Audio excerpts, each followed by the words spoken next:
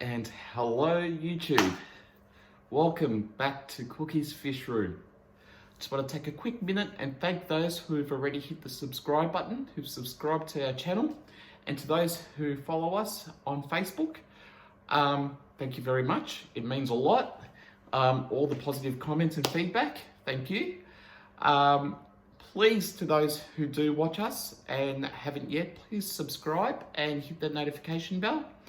And also, we're on Facebook. We've got a Facebook group called Cookie's Fishroom that specializes in helping those who need help with any sort of fishy problem that you may have or aquarium problem. So please just jump on Facebook, jump on YouTube, join the family, and hopefully we'll get to chat to you soon. So today, at the moment I'm smiling, but I'm just about to talk to you about things that really drive me crazy in this hobby. So, in no particular order, people who keep bedders, fighting fish, as they're known over here in Australia, in cups or tiny little tanks. So, a lot of the big box stores, and we see them in the shops a lot, selling these gorgeous bedders in tiny cups, tanks, and it's horrible to look at for me as somebody who really cares about these fish. So, number one, please don't follow their lead and keep these fish in those tanks. They're not even tanks, they're just containers. Please take them home and give them a good home, a proper environment. Planted tanks, good water, Indian almond leaves, light, hiding places and floating plants.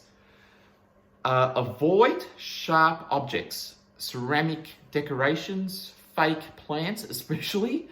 I think the silk ones are okay, but a lot of the plastic fake plants have sharp edges and do rip their fins, so highly recommend staying away from those, and give these fish a home that they deserve. And a huge shout out to those who already do it. I know there's a lot of people in my fish group on Facebook, Cookie's Fishroom, who do the right thing and adopt these fish and give them a good home. So thank you to those who already do that. Number two, people who keep goldfish inside a tropical tank. Now, with this one, I can't fathom why somebody would want to do this. Goldfish don't stop pooping. They eat smaller fish. I know lots of fish eat smaller fish, but they tend to eat more than the normal fish. They kill your nitrates, your ammonia spikes, they eat your fry. They don't look right in a tropical tank, and they shouldn't be living in a tropical tank because of their parameters that they need for starters. Let's take a guppy or a angelfish or a discus and have a look at its parameters compared to a goldfish. They're completely different. Their GH levels, their pH levels, the temperature, not to mention the temperature, and even things like the depth of the tank, the type of light that's required, it's completely different. Just don't do it. It drives me crazy. Not because it drives me crazy, but because it is wrong. A lot of people will come back, or those people will come back with the argument, well, I've had my goldfish in there for a year and he seems to be happy. He's eating, he's alive, he's well, he's never had a disease, so he must be happy. Just because I'm alive and I'm eating food, it don't mean I'm happy. It doesn't mean that that poor fish is thriving. You want to make sure when you have any sort of fish in a tank, it's in its correct environment, it's happy and it's thriving. The right plants, the right lights again, the right environment. And for those who keep goldfish in a tropical planted tank, your plants aren't going to last very long. That's another thing you might want to keep in mind. So this is going to be a very short video, by the way. Lastly, and this is a myth, okay? Salt is not good for a freshwater tank because 1, it will kill your plants. 2, it will kill your crustaceans, your catfish, your plecos, your cories. And 3, it just doesn't belong in there because people automatically think marine and salt, and they don't associate aquarium salt with fresh water. That's the biggest load of crap I've heard ever. Now, why do I consider it a myth, and why is it a myth? So, for starters, aquarium salt has a number of benefits to a freshwater tank.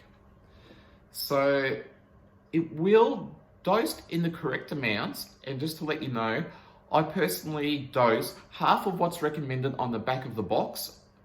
I use half of that and dose it in my tank weekly with water changes. So you don't need to measure the amount of salt, have a refractometer and measure the exact amount of salt in your tank. That doesn't matter. It ain't going to kill anything. This will help aid the fish's health. It provides them with the extra electrolytes and minerals that they need to fight off viruses and diseases, bad diseases. It helps their natural slime coats. It prevents things like ick, velvet, anchorworms, parasites, another thing. So the other part of this myth is it kills your plants. Someone said to me, you can't put a drop of that stuff in your tank because it'll kill your plants. Are you crazy? And I turned around and said to him, well, for the last 15 years, I've been dosing salt, aquarium salt specifically, not Epsom salt. So remember this, not Epsom salt, aquarium salt, in all my tanks, especially my planted tanks. And this is the result I get right behind me. Does that look like it's struggling to you? So dosed at the recommended dose is absolutely safe for any animal in that tank right now, including my catfish, my pygmy cories, everything. Those fish only benefit from the aquarium salt. Those plants aren't hurt. Don't believe everything you hear. It's one of the biggest misconceptions I've ever heard. It's a myth. And to say the least, I've busted it more than once. And the reason people are asking and probably thinking, why do you only use half the recommended dose on the back of a box? I always leave room for additional adding to the tank throughout the week before I do my next water change next week. So I add the salt after a water change, and I totally dissolve it in a bit of water from the tank first. And that's important because if it's put directly into your tank, it can affect the fish's gills and aggravate them. And it can also burn the roots of your plants. When I say it won't kill anything within reason if you're smart about it. But if you go and grab a box of salt and pour the whole thing into a tank without dissolving it, you will have problems, a lot of problems, probably a lot of dead fish too. So remember, dissolve your salt first. What's on the back of the box is safe to use. I always use half the recommended dose so I have room to treat the fish if something does go wrong, because you always want to have a little bit up your sleeve for just in case something does go wrong. I would love to thank everybody who's joined me today in watching this video. Thank you again for everybody who's helping me with these videos, especially Renee, who's editing it all for me. The brains behind my YouTube channel. Thank you, Renee. I appreciate it. A big shout out to my admin team on Cookie's Fishroom. And thank you again to those who have left messages of support and great feedback. I would love to thank you all personally, but I can't because I'm really bad with remembering things. But thank you all for subscribing to the YouTube channel. For those who haven't yet, take 30 seconds, hit subscribe, the notification bell, and I promise you that we'll have nothing but great content in the future. Next video, I will provide a update on the mini pond. It's going phenomenally great. I've already put a few fish in there. I won't say what they are, what's going on. I'll leave that for the update. So you'll have to watch the next video to see that. And thank you to those who did watch that one and for all the positive feedback once again. And to those who have not yet joined us on Facebook, take a minute and look for us on Facebook under Cookie's Fishroom. I promise you'll have the time of your life there. Great people, we're like family. Show off your fish tanks, what you've bought during the week. Ask us for help, don't hesitate.